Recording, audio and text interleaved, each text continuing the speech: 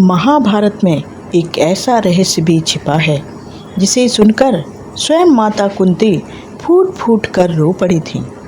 यह रहस्य केवल कर्ण के जीवन का नहीं था, बल्कि उस नियति का था जिसने एक माँ और पुत्र दोनों को जीवन भर अलग रखा।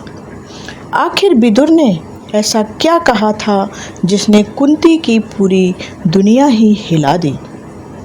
क्या कर्ण को अपनी असली माँ का आभास पहले ही हो चुका था? क्या श्री कृष्ण भी उस सत्य को सुनकर मौन हो गए थे? और सबसे अंत में आपको वह रहस्य पता चलेगा जिसे जानकर शायद आपकी आंखें भी नम हो जाएं।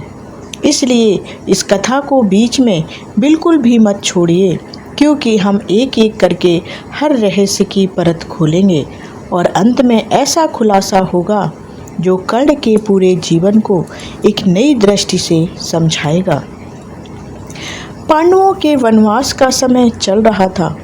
हस्तिनापुर का राजमहल बाहर से जितना भव्य दिखाई देता था, भीतर उतना ही दुख, षड्यंत्र और मौन से भरा हुआ था। उसी महल के एक शांत कक्ष में माता कुंती अकेली बैठी थी। उनके मन में केवल एक ही चिंता थी, क्या उनके पुत्र सुरक्षित हैं? क्या वे इस कठिन समय में सकुशल लौट पाएंगे? इसी बीच महल के गलियारों में धीमे धीमे कदमों की आहट सुनाई दी। यह कोई साधारण व्यक्ति नहीं था। धर्म का प्रतीक, नीति के ज्ञाता और सत्य के उपासक थे, और वो थे विदुर। विदुर के चेहरे पर ऐसी गंभीरता थी जैसे पहले कभी नहीं देखी गई थी। ऐसा लग रहा था मानो वर्षों से उनके हृदय में दबा कोई बोझ आज बाहर आने वाला हो।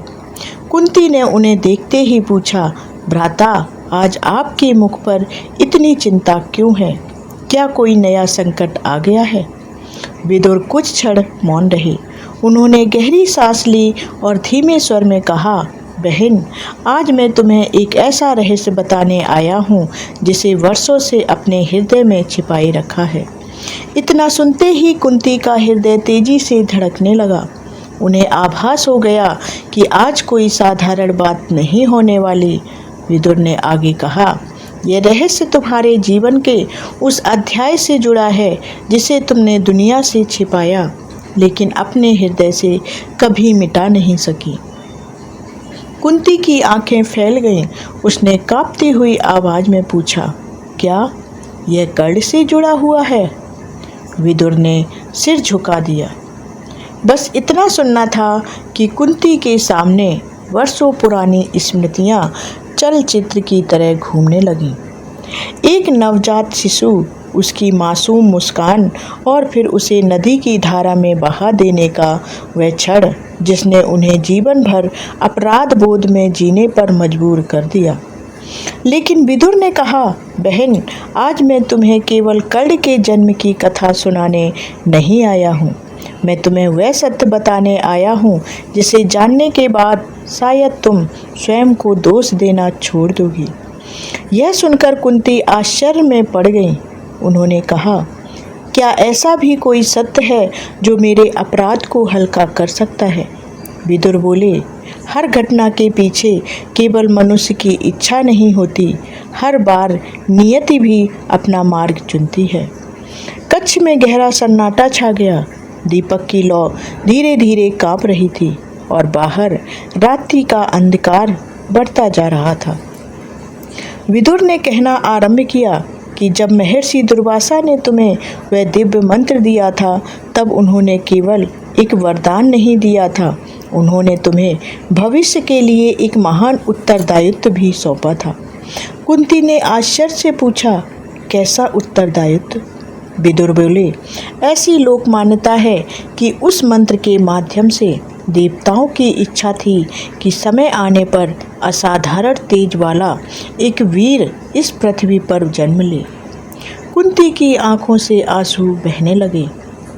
उन्होंने कहा, तो क्या कर्ण का जन्म केवल मेरी भूल नहीं था?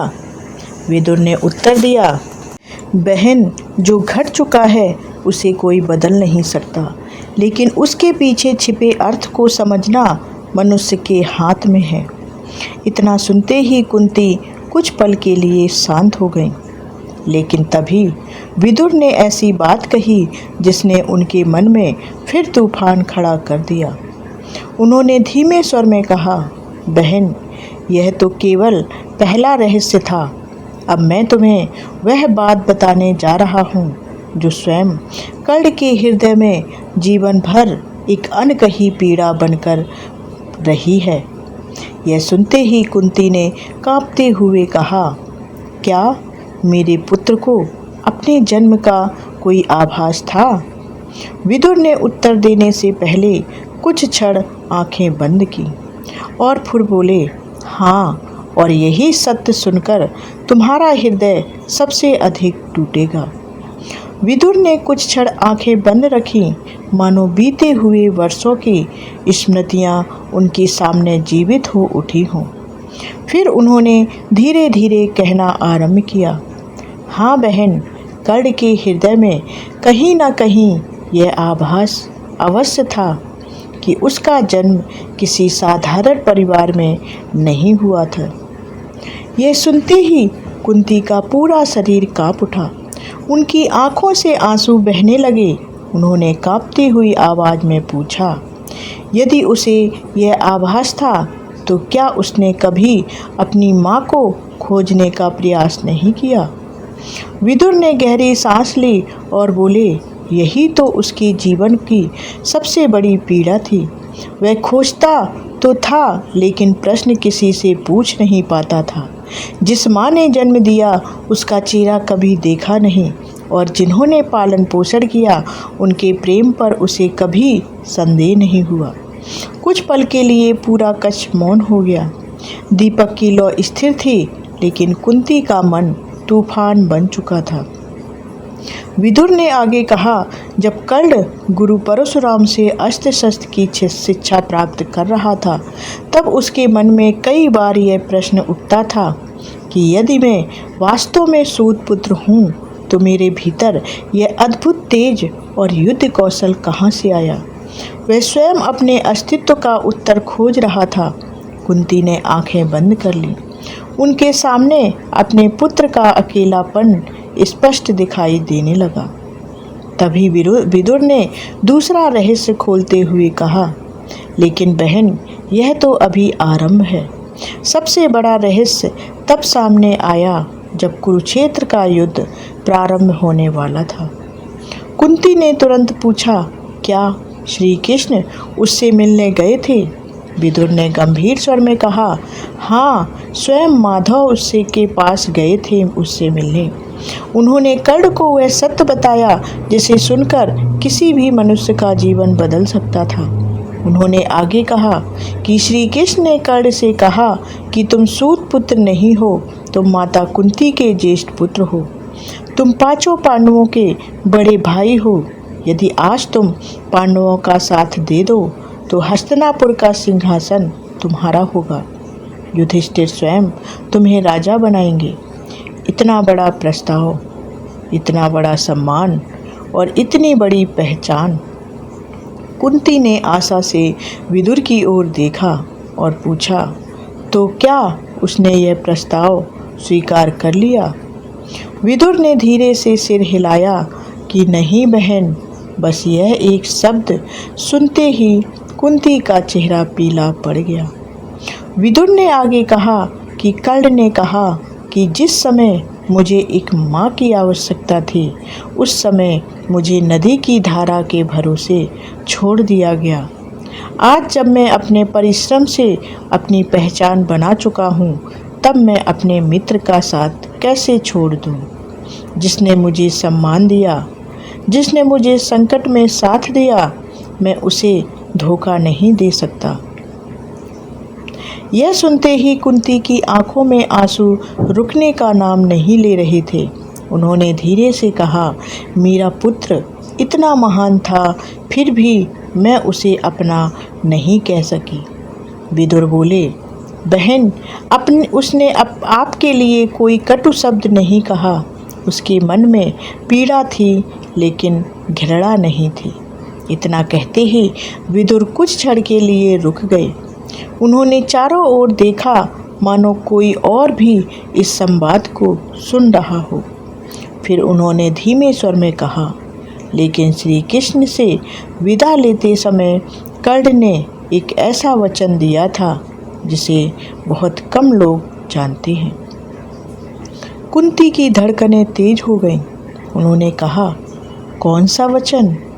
विदुर बोले, कर्ण ने कहा कि मैं दुर्योधन का साथ नहीं छोड़ सकता, पर मैं ये प्रण करता हूँ कि युद्ध में अर्जुन के अतिरिक्त किसी भी पांडव पर प्राणघातक प्रहार नहीं करूँगा। युद्ध समाप्त होने पर माता कुंती के 5 पुत्र जीवित रहेंगे। यदि अर्जुन जीवित रहेगा तो मैं नहीं रहूँगा, और यदि मैं जीवित रहा तो अर्जुन नहीं रहेगा, लेकिन 5 पुत्र अवश्य रहेंगे। यह सुनते ही कुंती फूट फूट कर रो पड़ी। उन्होंने दोनों हाथों से अपना चेहरा ढक लिया। मैंने जिस पुत्र को जन्म देकर त्याग दिया, उसी ने अपने भाइयों की रक्षा का वचन दिया। विदुर की आंखें भी नम हो गईं।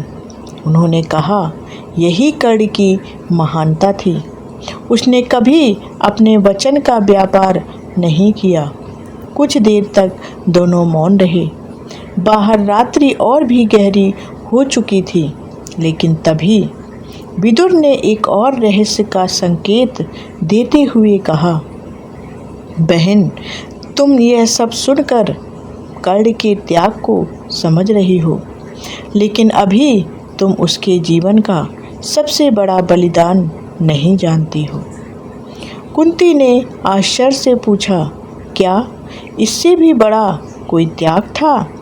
विदुर ने उत्तर दिया, हाँ बहन, इससे भी बड़ा त्याग था, और वही त्याग उसकी मृत्यु का सबसे बड़ा कारण बना।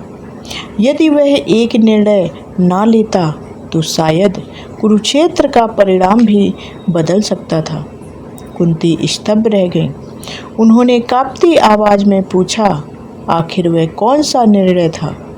विदुर ने गंभीर स्वर में कहा, उसका संबंध उसके दिव्य कवच कुंडल से था, और उस दान से जिसने उसे अमर तो बना दिया, लेकिन मृत्यु के और भी निकट पहुंचा दिया। इतना कहते ही विदुर मौन हो गए। दीपक की लौ एक बार फिर कांपी और कक्ष में ऐसा सन्नाटा छा गया, मानो स्वयं समय भी अगले रहस्य की प्रतीक्षा कर रहा हो। रात्रि अब अपने अंतिम पहर में प्रवेश कर चुकी थी। महल के बाहर गहरा सन्नाटा था, लेकिन कुंती के हृदय में उठता तूफान शांत होने का नाम नहीं ले रहा था। विदुर कुछ क्षण मौन रहे, फिर गंभीर स्वर में बोले, बहन, अब मैं तुम्हें कर्ण के जीवन का वह अध्याय सुनाने जा रहा हूँ, जिसने उसे केवल महान योद्धा ही नहीं बल्कि इतिहास का सबसे बड़ा दानवीर बना दिया। यही वह रहस्य है जिसे समझे बिना कर्ण के जीवन को कभी पूरी तरह नहीं समझा जा सकता। कुंती ने आंसू पोंछे और कांपती आवाज़ में कहा, भ्राता, अब मुझसे कुछ मत छिपाइए। मेरा हृदय हर सत्य सुनने के लिए तैयार है। विदुर बोले, युद्ध प्रारंभ होने से कुछ समय पहले कर्ण प्रतिदिन की भांति गंगा तट पर सूर्यदेव की आराधना कर रहा था। उसी समय देवराज इंद्र ब्राह्मण का वेश धारण करके उसके पास पहुँचे। उन्हें पता था कि जब तक कर्ण के शरीर पर जन्मजात कवच और कुंडल हैं, तब तक उसे युद्ध में पराजित करना लगभग असंभव है। लोकप्रिय कथाओं के अनुसार सूर्यदेव ने पहले ही कर्ण को स्वप्न में सावधान कर दिया था कि एक ब्राह्मण दान मांगने आएंगे और वही इंद्र होंगे। उन्होंने कर्ण से कहा था कि वह अपना कवच और कुंडल किसी भी परिस्थिति में नादान करे। कुंती ने आश्चर्य से पूछा, तो क्या मेरे पुत्र ने सूर्यदेव की बात नहीं मानी? विदुर की आंखें भर आईं। उन्होंने कहा कि कर्ण मुस्कुराया और बोला, यदि कोई याचक मेरे द्वार से खाली हाथ लौट गया तो मेरा दानवीर कहलाना व्यर्थ है। यदि मेरे प्राण भी दान के कारण चले जाएं, तो भी मैं अपने धर्म से पीछे नहीं हटूंगा। इतना कहकर उसने अपने शरीर से कवच और कुंडल अलग कर ब्राह्मण रूपी इंद्र को दान कर दिए। कुंती की आंखों से आंसू फिर बह निकले। उन्होंने कहा कि जिस पुत्र को मैंने जन्म दिया उसने अपने प्राणों की रक्षा भी धर्म से बड़ी नहीं मानी। विदुर बोले, इंद्र स्वयं उसके त्याग से प्रभावित हो गए और उन्होंने उसे एक दिव्य शक्ति प्रदान की। लेकिन उस अस्त्र का प्रयोग केवल एक ही बार किया जा सकता था। कर्ण ने निश्चय किया कि वह उस अस्त्र का उपयोग केवल अर्जुन के विरुद्ध करेगा। विदुर कुछ पल रुके और फिर बोले, लेकिन नियति को कुछ और ही स्वीकार था। कुंती ने घबराकर पूछा, फिर क्या हुआ था? विदुर बोले, कुरुक्षेत्र के युद्ध में जब भीम पुत्र घटोत्कच ने अपनी मायावी शक्तियों से कौरव सेना को संकट में डाल दिया, तब दुर्योधन ने कर्ण से विनती की कि वह उसी दिव्य अस्त्र का प्रयोग करे। कर्ण जानता था कि यदि उसने यह अस्त्र अभी चला दिया तो अर्जुन के विरुद्ध उसके पास कोई अंतिम दिव्य उपाय नहीं बचेगा। फिर भी उसने अपने मित्र और अपने वचन को अपने जीवन से ऊपर रखा। उसने दिव्य शक्ति का प्रयोग किया। घटोत्कच वीर गति को प्राप्त हो गए, लेकिन उसी क्षण कर्ण की अंतिम विजय की संभावना भी समाप्त हो गई। विदुर ने कहा, बहन, उसी समय श्री कृष्ण ने मन ही मन राहत की सांस ली, क्योंकि अब अर्जुन उस अस्त्र से सुरक्षित थे। कुंती का सिर झुक गया। उन्होंने कहा कि मेरा पुत्र हर बार दूसरों के लिए त्याग करता रहा और हर बार नियति उससे कुछ न कुछ छीनती रही। विदुर ने उत्तर दिया, यही कर्ण का जीवन था, त्याग, वचन और धर्म का कठिन मार्ग। कुछ देर बाद उन्होंने अंतिम प्रसंग सुनाना शुरू किया कि युद्ध का वह दिन भी आया जब कर्ण और अर्जुन आमने सामने थे। भयंकर युद्ध हुआ। तभी कर्ण के रथ का पहिया धरती में धंस गया। वह उसे निकालने लगा। उसने अर्जुन से कहा कि युद्ध के नियमों के अनुसार उसे कुछ क्षण दिए जाएं, लेकिन परिस्थितियां ऐसी थीं कि श्री कृष्ण ने अर्जुन को विलंब न करने का संकेत दिया। युद्ध आगे बढ़ा और अंततः कर्ण वीर गति को प्राप्त हो गए। कुंती की आंखों से अश्रुधारा बह निकली। उन्होंने धीमे स्वर में पूछा, क्या मेरे पुत्र की अंतिम इच्छा कभी किसी को पता चली? विदुर ने उत्तर दिया, लोक मान्यताओं में कहा जाता है कि कर्ण ने अंतिम क्षण तक किसी के प्रति द्वेष नहीं रखा। उसने अपने जीवन में जितना पाया उससे कहीं अधिक दूसरों को दिया। यही कारण है कि आज भी लोग उसे दानवीर कर्ण के नाम से याद करते हैं। विदुर ने आगे कहा, बहन, तुम जीवन भर स्वयं को दोष देती रहीं, लेकिन एक बात कभी मत भूलना, कर्ण ने तुम्हारे प्रति कटुता नहीं बल्कि मौन रखा। उसने अपने वचन का पालन किया, अपने मित्र का साथ निभाया और अपने धर्म को अंत तक नहीं छोड़ा। यह सुनते ही कुंती फूट फूट कर रो पड़ी। उन्होंने आकाश की ओर देखकर कहा, हे प्रभु, यदि अगले जन्म का विधान हो तो मुझे ऐसा अपराध कभी न करना पड़े कि मुझे अपने ही पुत्र से जीवन भर दूर रहना पड़े। विदुर ने शांत स्वर में कहा, बहन, मनुष्य अपने कर्मों से सीखता है। कर्ण का जीवन हमें सिखाता है कि जन्म से बड़ा चरित्र होता है, रक्त से बड़ा कर्तव्य होता है और शक्ति से बड़ा त्याग होता है। महल के बाहर सूर्योदय की पहली किरण दिखाई देने लगी थी। रात समाप्त हो चुकी थी, लेकिन कुंती के जीवन का सबसे बड़ा रहस्य आज उनके सामने उजागर हो चुका था।